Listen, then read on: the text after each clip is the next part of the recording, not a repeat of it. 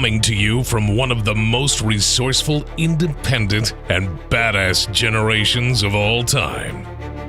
Welcome to the Gen X Brothers Podcast.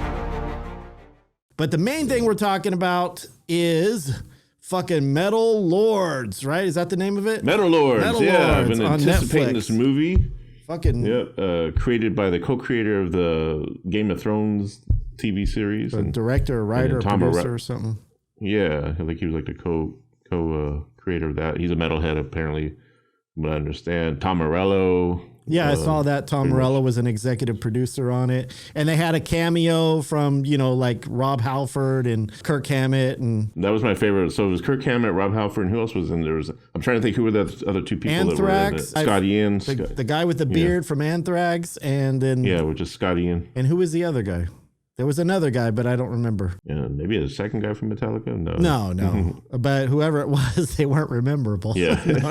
Sorry, guys. Sorry, dude. Yeah. Sorry, man. But it was a pretty good. It had its hits and misses for me. It wasn't like I was expecting it to be a little bit more real as far as the metal aspect of it, because you got the kid in black corpse paint. That's kind of what you're selling it on, but Yeah, and post death metal, but the song didn't sound nothing like death metal or anything. Tom Morello did all the music for it, but Tom Morello's a metalhead, Well, that's what I kept hearing him saying, oh, death metal, but then the song was just like a metal, it was like a typical like metal, which is cool. He's also calling it post death metal. I know there's a lot of different genres and subgenres, so maybe I need to go and look up some post death metal and see maybe that's what they're doing these days, the kids or whatever. I think if I was like around 20 or younger, I'd probably really love the movie. Like it's designed for kids, it's designed. It's a nice love story. It's a nice metal story. But me being older and seeing all of that I've seen, I'm like, okay, I kind of, I wasn't as excited, but it was still good. I mean, I liked it. That was my hopes for it. My hopes for whether I liked it or not was that it could inspire a kid that sees it and inspire them the same way I was inspired when I would see movies like that.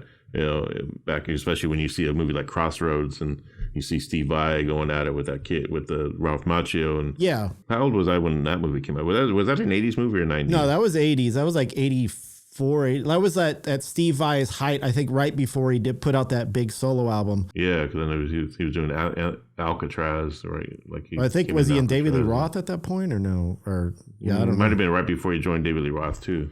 But I watched that. I still watch it today. In fact, I watched Crossroads not more than a month ago. I watch it at least 2 or 3 times a year, man. I love that movie. I haven't seen it in a while. I need to get back and watch it again. Every time I feel like listening to some blues, I put that on and it inspires me, and I go, fuck yeah, man, this is I can still watch it without ever getting bored of it. I don't know why. It's just one of those movies that you watch as a kid and it just kind of fucking stuck in your head, man. But with Metal Lords, it's a movie that is really well needed, whether how well it's done or not. It's just we just need a movie like that these days, especially with rock and metal being kind of canceled out of like the Grammys and things like that. And, just the oversaturated pop music that's out there now. And rock's always going to be the underdog. Rock's always going to be the villain. Metal's always going to be the villain. And I think that's what kind of makes metal. That's why you love it so much, because obviously if it was like Christian music, you'd be like, oh, what the fuck is that? I wouldn't want to be a part of that. So I guess there has to be an element to it that nobody likes, because the more people, the more that the general public doesn't like something, the more I like it.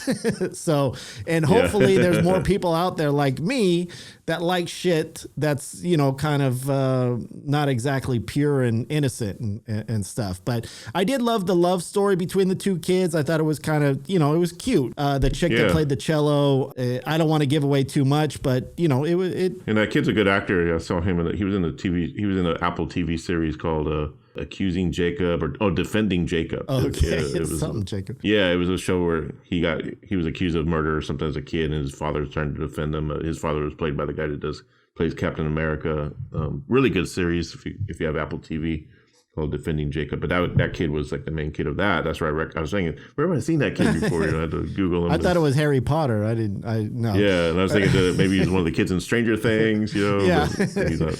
But the metal kid himself, he was cool, but I mean, I don't know if the character was supposed to be high strung like that. It felt like his acting was a little bit forced, but at the same time, I've known kids like that. Remember back in the day, you always have that one metalhead kid that's just fucking metal. And then they're usually the drummer for some reason. So I don't know why that, but I guess that kid wanted to be the guitar player. But I do like the ending. Like, I won't give away too much, but when the amp, like, I wasn't expecting the amp scene at the end when they were on stage. Like, I was like, oh shit, that's, you know, it wasn't a rosy ending. So, which was kind of cool. So, you know. And what's cool is a soundtrack is when you hear like Iron Maiden in it, you hear Judas Priest, and you're hearing the actual real music. Like, they actually went out of their way to get to pay the money that was needed to actually be able to use that music in the movies. Whereas other people would have probably most likely used like fake versions or, you know, of Judas Priest, like a song that sounds like breaking the law, but it's not breaking the law. You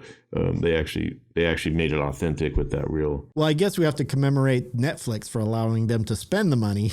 You know? Yeah. That's as a matter of fact, I remember an interview with that I think his name is D.B. Weiss. Is that his name, the co-creator? Actually, that sounds familiar. Yeah, I remember an interview with him. He said that, I didn't have to pay for Netflix, and he said his wife is she does music. She's like a music producer or whatever for movies, and she's a total metalhead. So cool. He said it was really fun for him and his wife to sit around and try to go through all the different bands and see what they wanted to use for the thing, and you know, being a metalhead couple. And I love the incorporation, because obviously when you grow up in our age, you know, as a Gen Xer, you kind of grow up with a mix of classical and metal, because that's why you have Yngwie Malmsteen. And so that mix with the cello and with the, you know, when they did War Pigs. Yeah, I thought that was pretty badass how she did the War Pigs on the cello. And I love that. That was like really cool. And then when she came out all metalled out and shit, you know. All metalled out, yeah. I've seen her in the other shows too. I can't remember where I've seen her before, but I've seen her in some other shows, and she's kind of a unique looking actress. But I definitely, I mean, I don't know, after I watched it, it definitely brought up some childhood, I don't want to say trauma, but it brought up some childhood memories of, you know, of growing up. Where did we fucking grow up? In Atwater, California.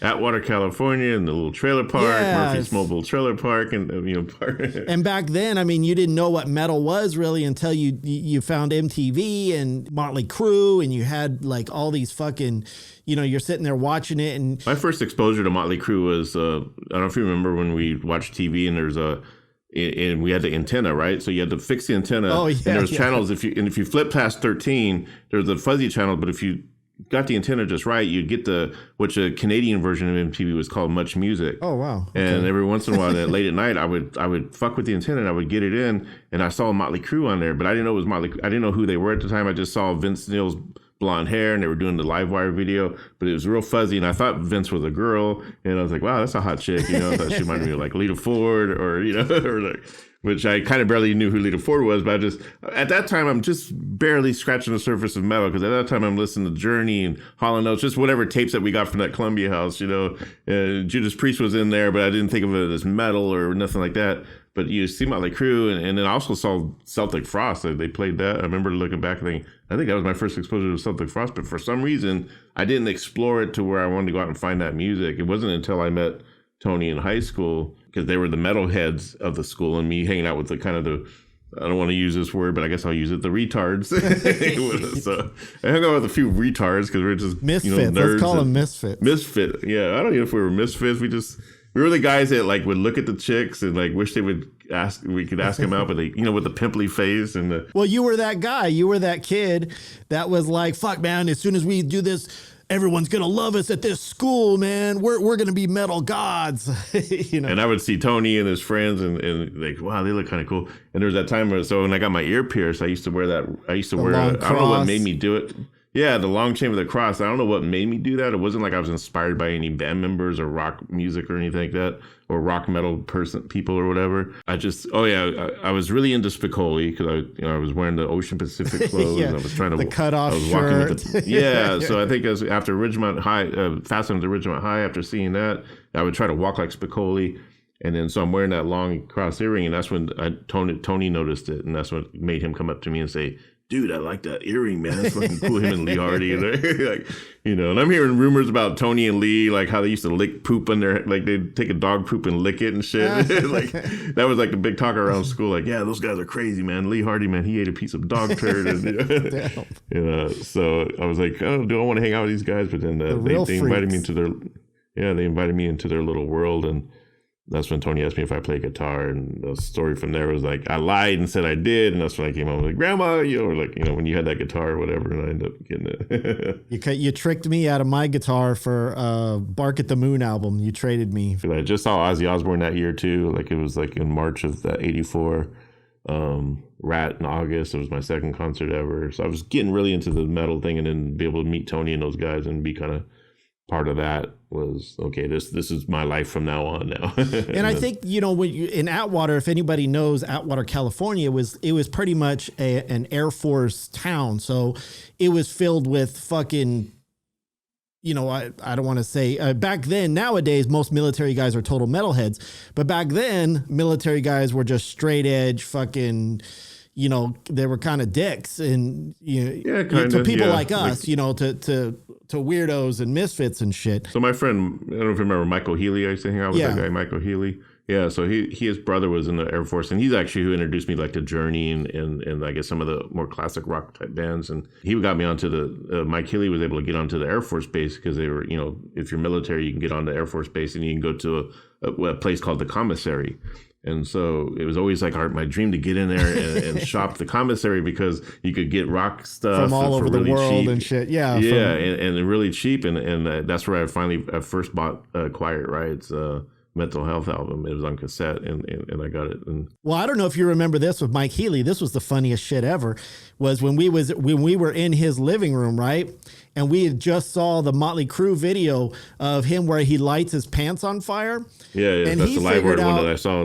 He figured out that if you put rubbing alcohol when you light it on fire, it evaporates. So it stays on fire for just a little bit. So apparently he put it all over his fucking pants and he fucking lit it on fire and it wouldn't go out. And he was like, oh shit, why did it go out? And he fucking grabbed his pants and fucking, I just remember him ripping his pants off and shit and all screaming and crying because he was all trying to be like Motley Crue. So he wanted to be a Nikki Sixx. Yeah. That's some great shit.